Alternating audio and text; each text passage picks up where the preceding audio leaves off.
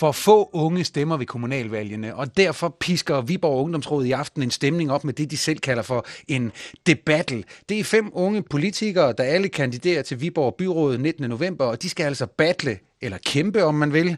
Og de har lovet at være både knivskarpe og korte og kontante i mailet. Og derfor så er det mig faktisk en udsøgt fornøjelse nu at byde velkommen til 2 af dem her på P4 Midt og Vest. Den ene, det er venstremand, 23 år, single og studerende. Godmorgen, Isak Krabkod. Godmorgen. Godmorgen også til den anden, det er 21 år, ligeledes single og studerende fra Viborg Socialdemokraterne. Godmorgen, Kasper Skov Andersen. Godmorgen. Jeg har scannet jeres holdninger på nogle aktuelle politiske valgtemaer, og jeg er endt op med folkeskolereformens meget omtalte aktivitetstimer som emne for den her debat. Og det hedder jo for øvrigt slet ikke aktivitetstimer mere. Nej, det hedder understøttende undervisning. Og her der skal man altså, hvis man er folkeskoleelev, blandt andet motioneres med de lokale sportsklubber, man skal undervises med mere varierede metoder, man skal læse lektier, man skal lave talentundervisning, der er mange muligheder, og sidst men ikke mindst i hvert fald også muligheden for at dyrke faglig fordybelse. Det står der i folkeskolereformen. Isak Krabkod, du mener, at det her er en rigtig dårlig idé. Hvorfor? Ja. Jamen, jeg synes jo, for det første så knægter det, jeg tror det er jo Foreningsdanmark, fordi nu bliver det jo sådan, at nu er det skolen, der kan vælge, hvad det er for nogle fritidsaktiviteter, der skal inddrages i den her understøttende undervisning, og ikke eleverne selv, der kan vælge, hvad de vil efter skolen. Det betyder selvfølgelig også, at elevers og familiers frihed knægtes til at bruge den her fritid, de før har haft. Og så er fagligheden jo højst tvivlsom i det her. Altså, det her betyder blandt andet, at man vil sætte pædagoger til at undervise i den her understøttende undervisning. Jeg synes, pædagoger er utrolig gode til at passe børn. Jeg synes, lærere er utrolig gode til at undervise. Skal vi nu ikke lade hver faggruppe gøre det, de er bedst til?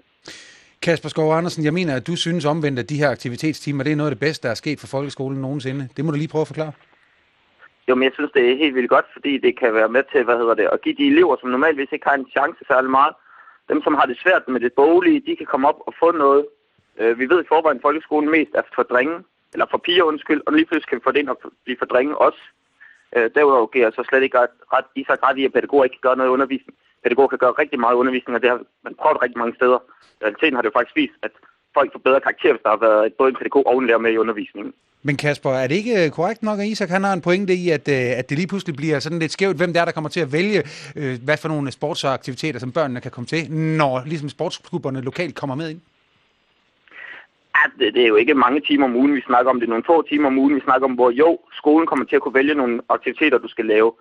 Men nu er det jo også gerne sådan i folkeskolen, at man kan sige, at man skal inddrage eleverne i sin planlægning, faktisk hvordan man laver undervisningen.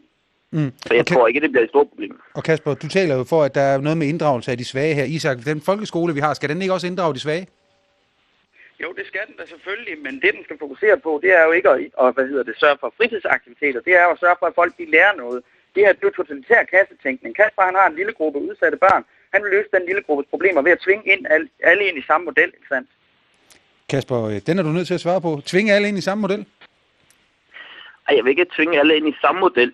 Jeg vil bare give nogle muligheder og redskaber for, at vi faktisk kan hjælpe de folk, som har et problem. Altså, vi ser, at folk får et dårligere og dårligere uddannelsesniveau, og uddannelsesniveauet falder. Altså, jeg synes ligesom, vi skal gøre noget for at prøve at hæve det uddannelsesniveau, og nu hjælper det ikke længere bare med at tvinge lærerne til, at lave meningsløse udførelse af papirarbejde. Nu bliver vi nødt til at prøve at faktisk omtænke folkeskolen. Isak, omtænke folkeskolen i stedet for bare at tænke på papir og kasser. Det lyder da som en meget god idé. Ja, men det lyder meget fornuftigt, men Kasper, han taler sig jo henover, at det man faktisk har gjort, det er at køre lærerne over. Det så man jo i den her store strejke. Man kunne jo have sagt, her har vi en mulig model for en fremtidig skole i den her heldagsskole, og det kan I så få lov at afprøve ude på folkeskolerne. Det man har sagt, det er, at alle folkeskoler i hele landet, de skal nu køre den her model. Så det der med, at han vil give lærerne valgfrihed og redskaber, det er jo simpelthen bare 10 fugle på taget. Kasper, det er 10 fugle på taget, en klassisk brugt måde at argumentere i politik på. Det her, der er ikke noget valgfrihed i det, siger han. Og jeg vil nu stadig mene, der er stor valgfrihed. Altså, du har de her aktivitetstimer, eller hvad vi nu skal kalde dem, hvor der er helt vildt stor valgfrihed, hvor du virkelig kan lave, som du har lyst til at lave. Altså, jeg kan da ikke se, hvordan du har fået mindre valgfrihed. Altså, jeg kan ikke lige følge den argument.